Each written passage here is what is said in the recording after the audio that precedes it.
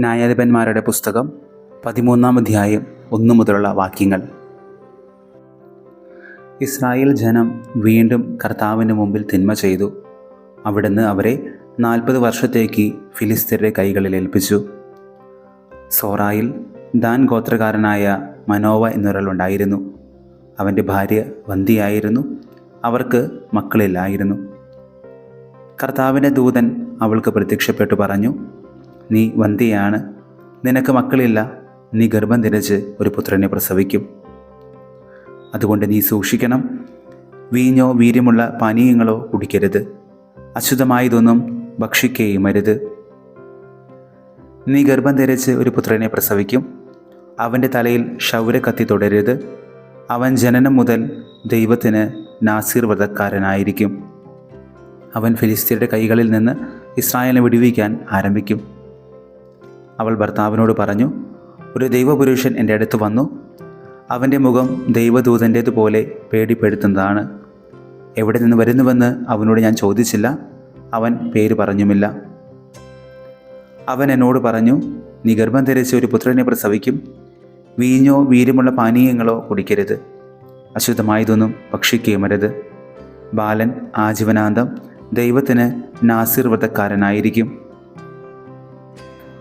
മനോവ കർത്താവിനോട് പ്രാർത്ഥിച്ചു, കർത്താവെ, അങ്ങ് അയച്ച ദൈവപുത്രൻ വീണ്ടും ഞങ്ങളുടെ അടുക്കൽ വന്ന് ജനിക്കാനിരിക്കുന്ന ശിശുവിന് വേണ്ടി ഞങ്ങൾ എന്താണ് ചെയ്യേണ്ടതെന്ന് അറിയിക്കുവാൻ ഇടയാക്കണമേ. മനോവയുടെ പ്രാർത്ഥനാ ദൈവം കേട്ടു. വയലിലായിരിക്കുമ്പോൾ ദൈവദൂതൻ വീണ്ടും സ്ത്രീയുടെ അടുത്ത് വന്നു. ഭർത്താവായ മനോവ അവളോടുകൂടെ ഉണ്ടായിരുന്നില്ല. അവൾ പെട്ടെന്ന് ഓടിച്ചെന്ന് ഭർത്താവിനോട് പറഞ്ഞു, എൻ്റെ അടുത്ത് കഴിഞ്ഞ ദിവസം വന്ന ആൾ വീണ്ടും പ്രത്യക്ഷപ്പെട്ടിരിക്കുന്നു.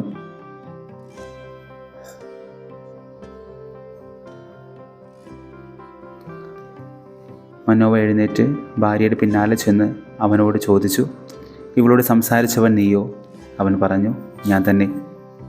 അപ്പോൾ മനോവ ചോദിച്ചു, നിന്റെ വാക്കുകൾ നിറവേറുമ്പോൾ ബാലൻ്റെ ജീവിതചര്യ എങ്ങനെയായിരിക്കണം?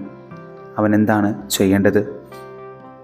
കർത്താവിൻ്റെ ദൂതൻ മനോവയോട് പറഞ്ഞു, ഞാൻ സ്ത്രീയോട് പറഞ്ഞതെല്ലാം അവൾ പാലിക്കട്ടെ. മുന്തിരിയിൽ നിന്നുള്ളതൊന്നും അവൾ ഭക്ഷിക്കരുത്. വീഞ്ഞോ ലഹരി പദാർത്ഥമോ കുടിക്കരുത്. അശുദ്ധമായതൊന്നും തിന്നുകയും അരുത്.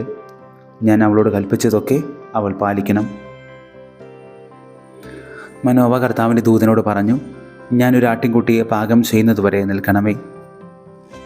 കർത്താവിൻ്റെ ദൂതൻ പറഞ്ഞു, നീ പിടിച്ചു നിർത്തിയാലും നിന്റെ ഭക്ഷണം ഞാൻ കഴിക്കുകയില്ല.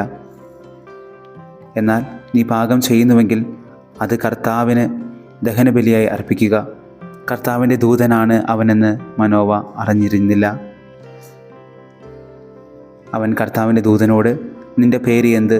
നീ പറഞ്ഞത് സംഭവിക്കുമ്പോൾ ഞങ്ങൾ നിന്നെ ബഹുമാനിക്കണമല്ലോ എന്ന് പറഞ്ഞു.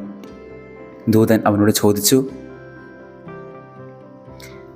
എൻ്റെ പേര് അത്ഭുതകരമായിരിക്കെ നീ അത് ചോദിക്കുന്നത് എന്തിന്?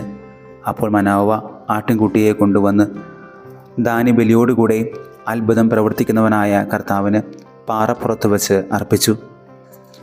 ബലിപീഠത്തിൽ നിന്ന് അഗ്നിജ്വാല ആകാശത്തിലേക്ക് ഉയർന്നു.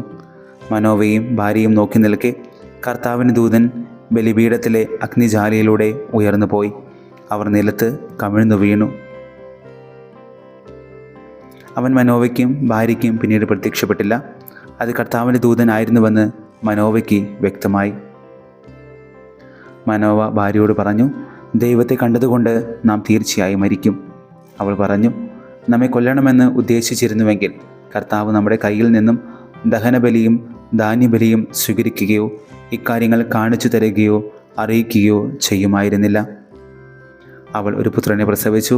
സാംസൺ എന്ന് അവന് പേരിട്ടു. കുട്ടി വളർന്നു. കർത്താവ് അവനെ അനുഗ്രഹിച്ചു. സോറയ്ക്കും എഷ്താവോലിനും മധ്യയുള്ള മഹദോനിൽ വച്ച് കർത്താവിൻ്റെ ആത്മാവ് അവനിൽ പ്രവർത്തിച്ചു തുടങ്ങി.